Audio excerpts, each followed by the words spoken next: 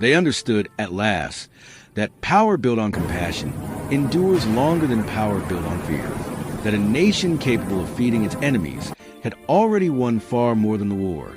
It had won the argument for civilization itself. Chapter 15, The Sweet Victory. By the end of their captivity, the German prisoners no longer wondered how America had won the war. They no longer asked how a young, distant nation could overcome an empire that had conquered Europe. They had seen the answer with their own eyes, not in the might of machines or the precision of armies, but in the effortless confidence of everyday life. The true weapon of democracy wasn't the tank or the bomb. It wasn't the factories that never slept or the endless convoys crossing the Atlantic. It was simpler, quieter, and infinitely more enduring. It was the Coca-Cola bottle and the ice cream scoop.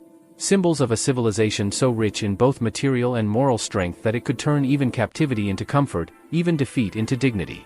Those small moments, the hiss of a soda cap, the clink of a spoon in a glass dish, the laughter of guards and prisoners sharing the same sweetness, became the silent chorus of a larger truth. That democracy's greatest defense was its ability to make happiness seem ordinary.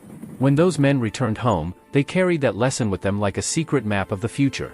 They remembered the taste of Coca-Cola on their tongues, the cold shock of ice cream melting in the Tennessee heat, the impossible abundance that had surrounded them.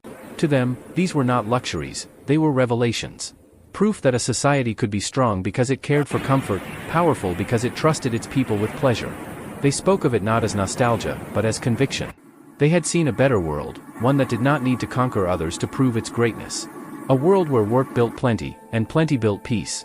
And so, when they rebuilt their shattered homeland, they built it in the image of what they had witnessed: factories humming with productivity, stores overflowing with choice, streets filled with the scent of coffee, chocolate, and fresh bread.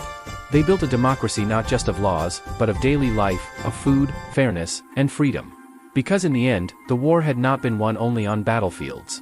It had been won in the kitchens and canteens, in the PX counters and the soda fountains, in the quiet miracle of a bottle of Coke and a bowl of ice cream shared under the same sun by former enemies.